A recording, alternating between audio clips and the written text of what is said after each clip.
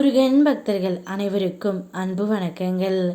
என் அன்பு குழந்தையே, உன்னிடம் நான் இப்பொழுது தனியாக பேச வேண்டும் தங்கமே. கை கூப்பி கெஞ்சி கேட்கின்றேன். ஒரு நல்ல விஷயம் ஒன்று உனக்கு நடக்க காத்து உள்ளது. உன் வாழ்க்கையை உயர்த்தும் ரகசியம் எளிய பழக்கங்களில் தான் உள்ளது. அதிகம் பேசாமல் அமைதியாய் இரு தங்கமே. ஏனெனில் அமைதியின் உள்ளே தான் நாணம் உறங்குகின்றது. கோபம் வந்தாலும் அடக்கிக்கொள். அது உன் ஆன்மாவை சுத்தப்படுத்தும் தீயாகும். யாரும் காணாத போதும் தனிமையில் கூட நல்லதே செய். அதுவே உன் கர்மத்தை உயர்த்தும் தெய்வீக விதையாகும். நேரம் தவறாமல் உண்டு, நேரம் தவறாமல் உறங்கினால் உன் உடல் ஆலயம் போல் தூய்மையாய் இருக்கும். பாசாங்கு இல்லாமல் எளிமையாய் வாழ்ந்தால் உன் உள்ளம் மலர்ந்து தெய்வீக ஒளியுடன் இணையும். இந்த வழிகளில் நடந்தால் உன் ஒவ்வொரு அடியிலும் என் அருள் உன்னை தாங்கும் தங்கமே. நினைவில் கொள் தங்கமே, அமைதிதான் உன்னை பரம ஒளியுடன் இணைக்கும் பாலம்.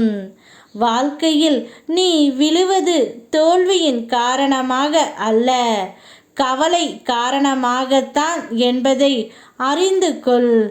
நீ எப்போது உன் மனதில் இருந்து அந்த கவலைக்குரிய சுமையை விடுகின்றாயோ அப்போது நீ எழுந்து நிற்கும் வலிமையை நான் உனக்கு தருவேன்.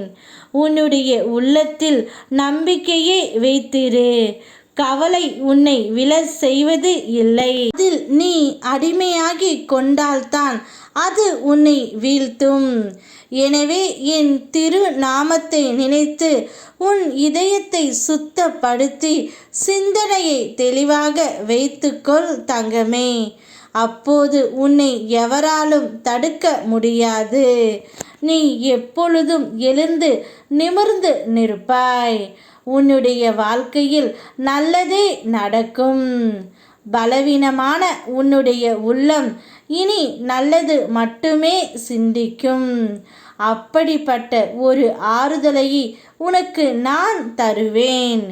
என்னிடமிருந்து உனக்கு கிடைக்க வேண்டியதை ஒவ்வொன்றாக நான் கிடைத்து உனக்கு அருள்வேன்.